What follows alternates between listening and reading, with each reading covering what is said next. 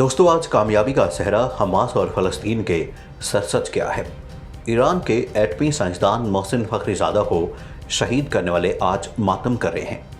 यही नहीं बल्कि जनरल कासिम सुलेमानी, जिनके नाम से इसराइल कांप उठता था, उनकी शहादत का बदला और ईरान, गज़ा और फ़लस्तीन इन तमाम शहदा का बदला भी किसी हद तक पूरा हो चुका होगा, जिन्होंने इस्लाम की बका की खातिर जानों के नजराने पेश किए। दोस्तों, मौसूल होने वाली खबर उम्मत मुसलमा के लिए किसी खुशखबरी से कम नहीं है। खबर यह है कि इसराइली मीडिया ने अपनी नाकामी और अब तक के सबसे बड़े नुकसान का ऐलान करते हुए ऐलान कर दिया है कि इसराइल को सबसे ज़्यादा जंगी ताकत देने वाला साइंसदान, बानी और खालिक मारा जा चुका है।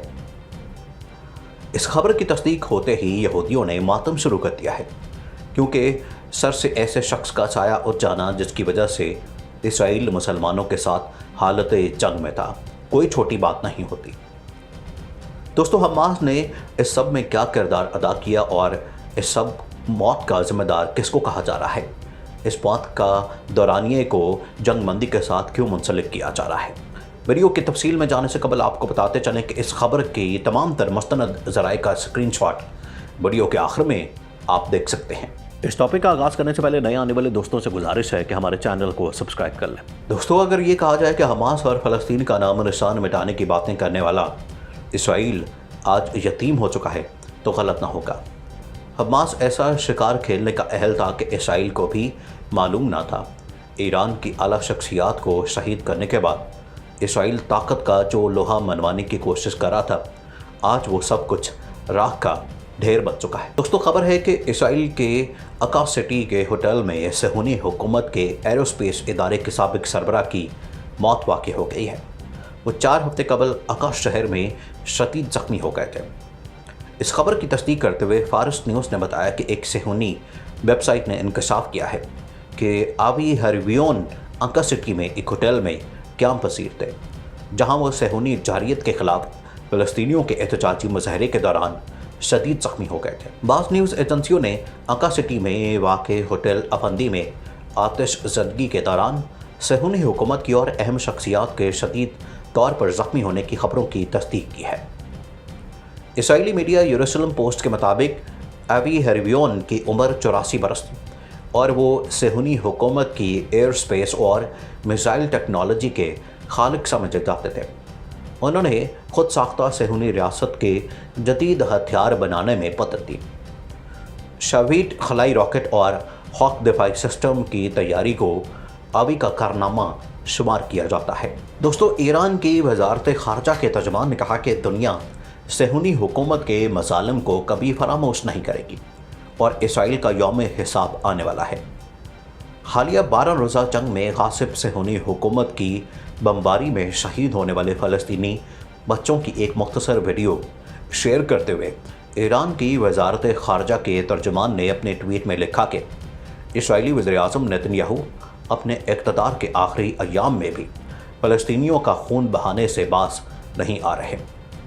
ईरान की वजारत ख़ारजा के तर्जुमान सईद खतीबज़ादा ने आगे चलकर लिखा कि इसराइल के मुजरमाना इक़दामात की हौसला अफजाई, मदद और इसमें मौसर किरदार अदा करने वालों को शर्म आनी चाहिए। खतीबज़ादा ने अपने ट्वीट में ये बात जोर देकर कही कि मुजरमों का यौम हिसाब आने वाला है और इसराइल के जराइम को दुनिया हरगिज़ नहीं भुलाएगी।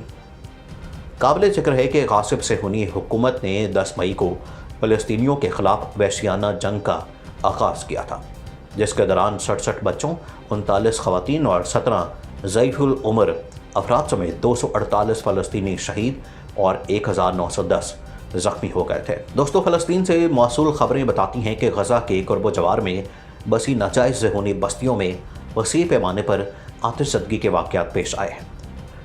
फ़लस्तीन अल-यौम ने इस खबर की तस्दीक करते हुए कहा कि गज़ा के करीब नाजायज़ सेहूनी बस्तियों में ये आग फ़लस्तीनी बाशिंदों की आतिशी पतंगों और गुब्बारों से लगी है।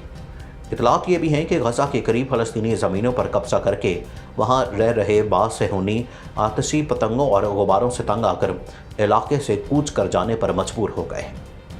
इससे कबल मगरबी बैतुल मक़दस में भी गुज़श्ता जुमे को वसी पैमाने पर आग भड़क उठी थी। दोस्तों, इतलात के मुताबिक आतिशज़दगी का ये वाक़या सेहूनी बस्ती तस्वुर हदसात के करीब पेश आया।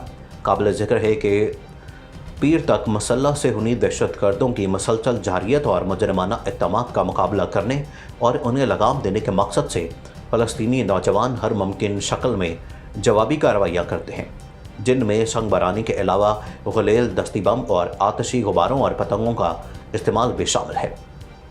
अब तक गज़ा से मुत्तसिल सेहूनी बाशिंदों के बहुत से फार्म हाउसेस और ज़रई ज़मीनें इन्हीं पतंगों और गुब्बारों का शिकार होकर राख में तब्दील हो चुकी हैं। दोस्तों, सऊदी अरब में तबीक 2 के नाम से अरब मुल्कों की मुश्तरका फ़िज़ाई मशक़ें इतवार को अमीर सुल्तान एयरबेस में शुरू हुई।